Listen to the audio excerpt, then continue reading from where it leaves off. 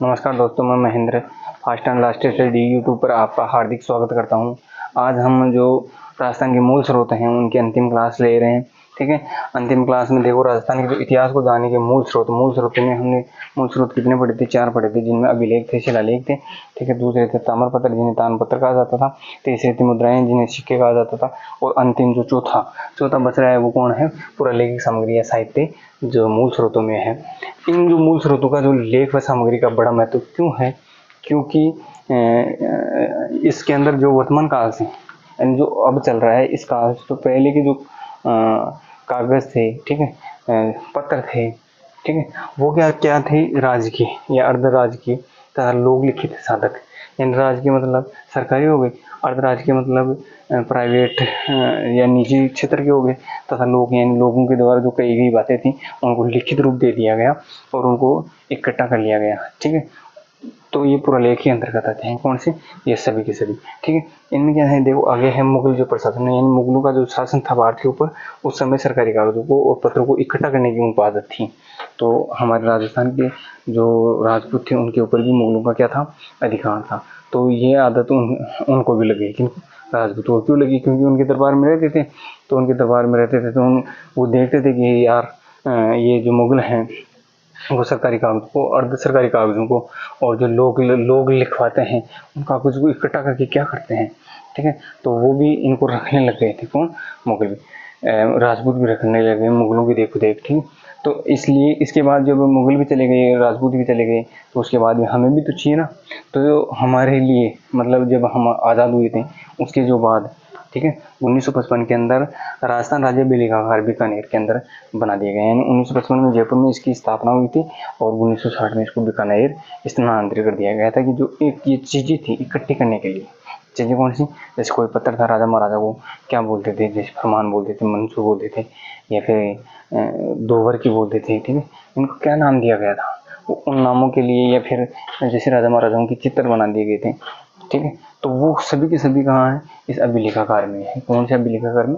जो राजस्थान राज्य अभिलेखागार बीकानेर के अंदर स्थित है, इसके अंदर है। ठीक है, तो इन जो पत्र लिखे थे राजा महाराजा ने, अप्सरी में पत्र लिखे थे किसी को, ठीक है, तो उनसे हमें क्या सारांश मिलता है? तो इन जो सामग्रियों से, यानी ये जो सामग्री है, इनसे हमें उस समय यानी राजा महाराजाओं के समय की कहानी, यानी जैसे शासन व्यवस्था, यानी प्रजा को कैसे चलाते थे। आज सरकार चला रही है, सरकार हमें चला रही है। ठीक है, जैसे प्रजा को क्या देती है? राशन दे देती है। ठीक है, या प्रजा के लिए क्या सुख दुख देखती है, या मतलब जैसे मोदी अपने ऊपर शासन कर रहा है। ठीक है, तो मोदी हमारे बारे में कुछ तो सोचता ही होगा, अच्छा ही करता है, बुरा करता है। तो वैसे ही प्रजा के लिए राजा क्या करता था? अच्छा करता था, बुरा करता है, यानी शासन कैसे चलाता था, उसकी जो व्यवस्था कैसी रही थी, उसकी हमें जानकारी यहाँ से मिलती। समाज के अंदर वो कैसा व्यवहार करता था, उसकी जो समाज था, समाज के अंदर वो कैसी हमारे मतलब समाज था, समाज वो व्यवहार करता था। जैसे त्योहार थे उनमें भाग लेता था कि नहीं लेता था, तो उनके बारे में भी हमें यहाँ से पता चलता है।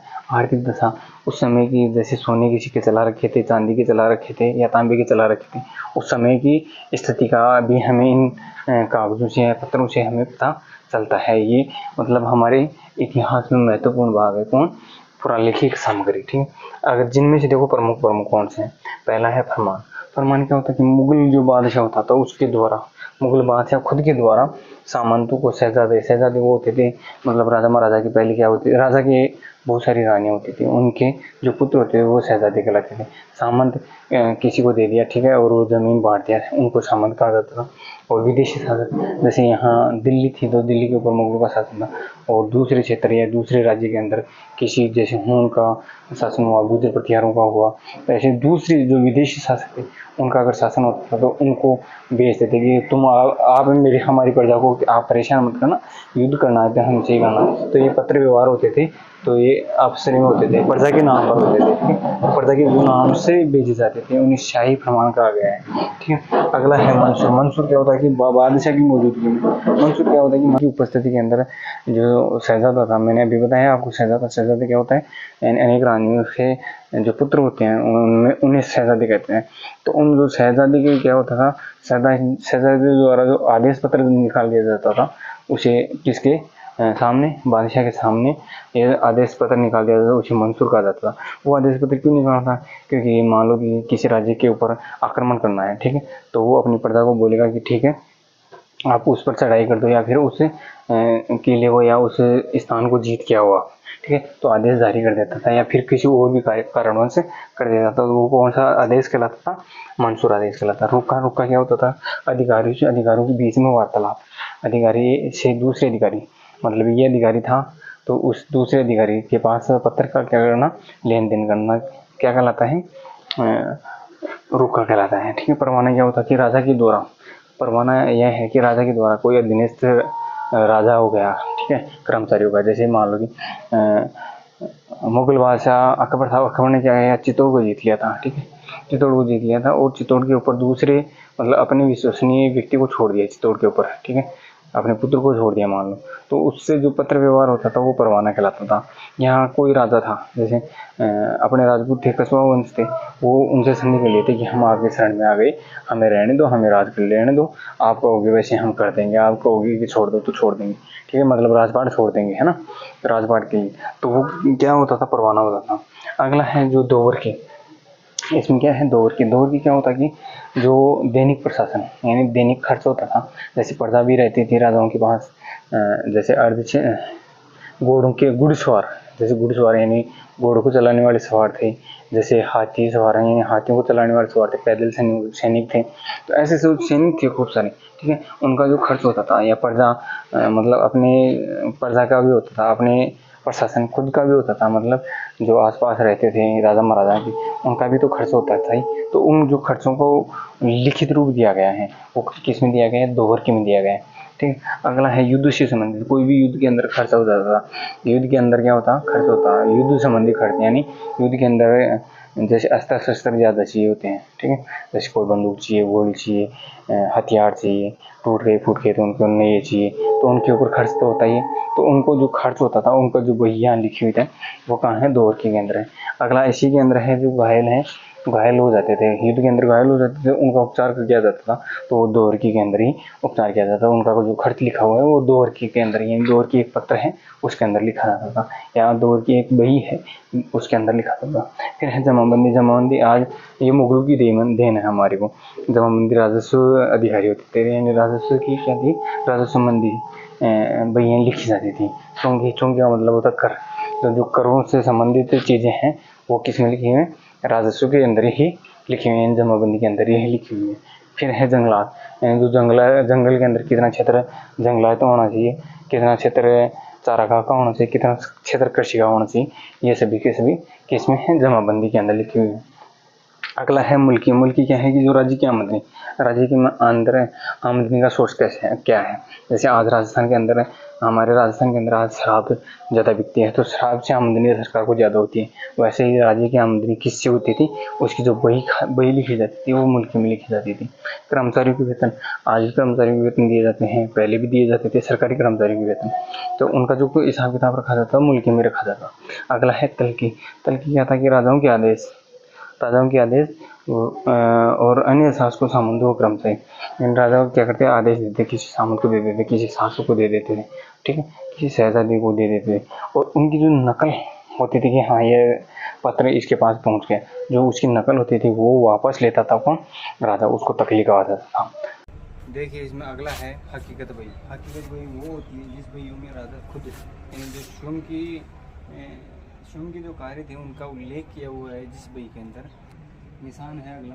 निशान क्या होता है कि जो बादशाह के द्वारा जो बादशाह के परिवार के लोग थे, जैसे शहजादा हुआ, कोई बेगम हुई, उनकी जो मोहर लगी हुई कोई भी वस्तु, मतलब किसी मनसबदार वो होते हैं कि जो राजा के द्वारा किसी बड़े पद के ऊपर आसीन कोई भी मतलब कर्मचारी होता था, जैसे कोई सैनिक है, सैनिक बड़ी सारी टुकड़ी सैनिक है, तो उस जो सैनिक टुकड़ी है उसका एक मतलब बड़ा सैनिक रखा जाता था, ठीक है, उस सैनिक को संभाल के रखे, उस जो सैनिक को मनसब दिया जाता था कि जैसे, ठीक है, तो उस मनसबदार को क्या किया जाता था, या बादशाह या उनकी जो बेगम, किसी मतलब बादशाह की जो बेगम होती थी और उनके जो शहजादे होते थे, उनके द्वारा इन मनसबदारियों को क्या दिया जाता? अपनी मोहर लगा कर कह दिया जाता, आदेश जारी कर दिया जाता था उसे निशान कहा जाता था। इसमें अब अगला है सनद। सनद यह है कि जो जागीर प्रदान करने की स्वीकृति, यानी जो जागीर जो बादशाह के द्वारा जागीर किसको प्रदान की जाती थी, क्या तो या तो अधीनस्थ जो राजा होता था उसको, या फिर किसी सामंत को जागीर, केवल इन दो लोगों को ही क्या दी जाती थी, जागीर प्रदान की जाती थी और उनकी जो स्वीकृति मिल जाती थी।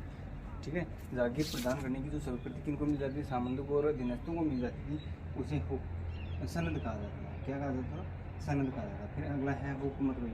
हुकूमत वही है कि जैसे राजा है, राजा का जो कार्यकाल पूरा हो गया और कोई दूसरा राजा बन गया, तो उस जो राजा का कार्यकाल था उसकी उसने क्या क्या कार्य करवाए, उसका जो उल्लिखित ब्यौरा है वो क्या कहलाती है?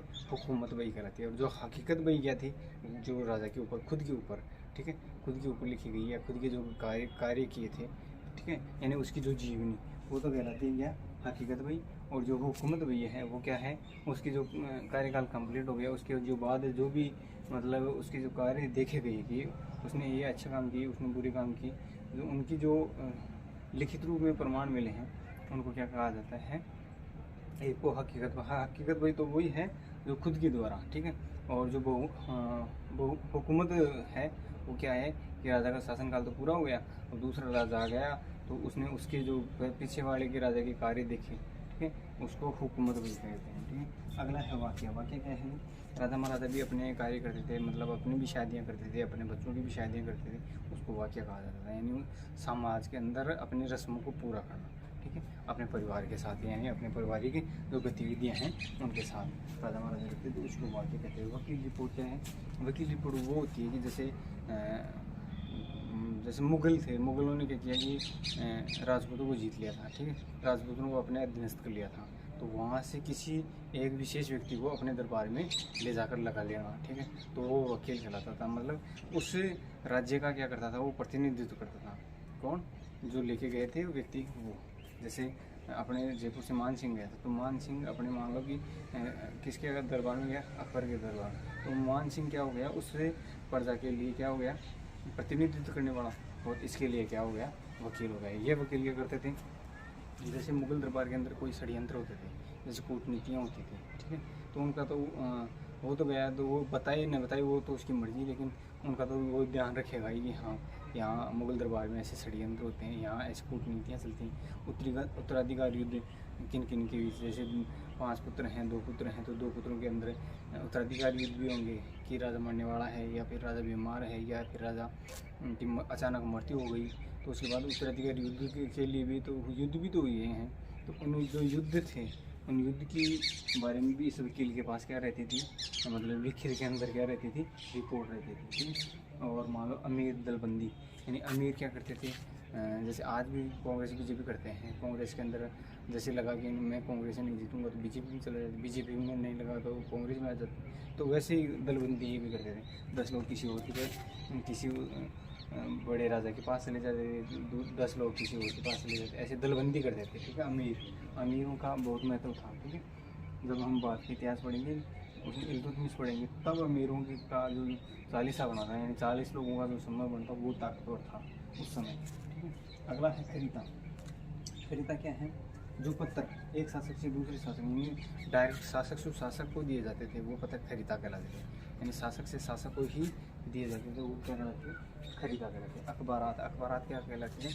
जो अकबर है, यानी मुग़ल जो दरबार था उसके अंदर जो सुबह का जो दैनिक यानी डेली का जो समाचार पत्र निकलता था और उसका जो संग्रहण होता था उसे क्या कहा जाता था? अखबारात कहा जाता था, ठीक है। अगला है दस्तूर कुमार। दस्तूर कुमार क्या है कि जैसे कोई अधिकारी है, उसके नाम है और उसकी जो जाति है उसका मतलब जाति का जो बोरा लिख रखा है कि ये इस जाति का है और इसका ये नाम है, ये कौन सा होता था? दस्तूर कुमार होता था, ठीक है। उसका नाम यानी जो कर्मचारी होता था उसका नाम और उसकी जो जाति थी उसका ब्यौरा लिखा हुआ है किसमें? दस्तूर कुमार के अंदर। अगला है अर्जास्त। अर्जास्त ये होता है कि जो प्रजा को भी उम्मीद होती है अपने राजा के लिए, तो राजा को पत्र लिखते थे, ठीक है। कौन? प्रजा अपने राजा को क्या लिखती थी? पत्र लिखती, तो वो अर्दाश्त कहलाते थे। फिर है हस्बुल हुक्म। हस्बुल हुक्म है बाद से क्या है आगे से हस्बुल हुक्म ऐसे बोल दिया जाता है तो वजीर हाजिर हो जाया करते हैं, तो वजीर हाजिर होकर क्या करते हैं कि उसके आगे हाँ हुजूर बताइए, ठीक है। तो हाँ हुस्न हुक्म, यानी हाँ हुक्म कीजिए, हुस्न तो खुद हो गया, हुक्म कीजिए बादशाह। तो वो बादशाह जो भी कुछ लिखवाता था उसकी आज्ञा से जो चीज़ें लिखी जाती थी वो वजीर के द्वारा लिखी जाती थी, उसे हुस्नुल हुक्म कहा जाता है। अगला है दस्तक। दस्तक क्या है कि एक राज्य से दूसरे राज्य में या किसी और स्थान से दूसरे स्थान से अपने राज्य में कोई भी वस्तु या सामान मंगवाने के लिए स्वीकृति पत्र देना पड़ता है, जिसे परमिट कहा जाता है। आज भी कहा जाता है, पहले भी कहा जाता था, उसे दस्तक कहा गया है। किसको कहा गया है? एक जगह से दूसरी जगह का जो सामान मंगवाने की जो स्वीकृति मिलती है उसे दस्तक कहा जाता है। तो आज हमारी ये राजस्थान जो इतिहास की जो मूल स्रोत हैं उसकी क्लास पूरी हो गई है।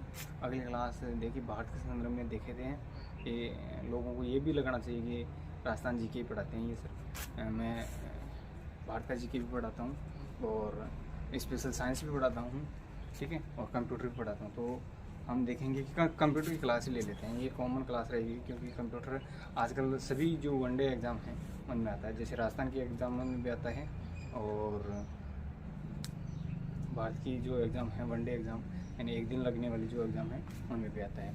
तो हम एक क्लास ही लेंगे कंप्यूटर की भी, फिर इन्हीं में वापस कंटिन्यू हो जाएंगे। जैसे राजस्थान का भूगोल, तो राजस्थान को कंप्लीट करने की चेष्टा करेंगे पहले, ठीक है। उसके बाद हम भारत का जीके भी उठाएंगे, भारत का जीके भी पढ़ेंगे। साइंस स्पेशल, यानी साइंस मेरा स्पेशल कोर्स चलेगा, ठीक है, वो उसकी भी क्लास लेंगे हम और कंप्यूटर भी यहाँ पढ़ाएंगे, ठीक है। धन्यवाद।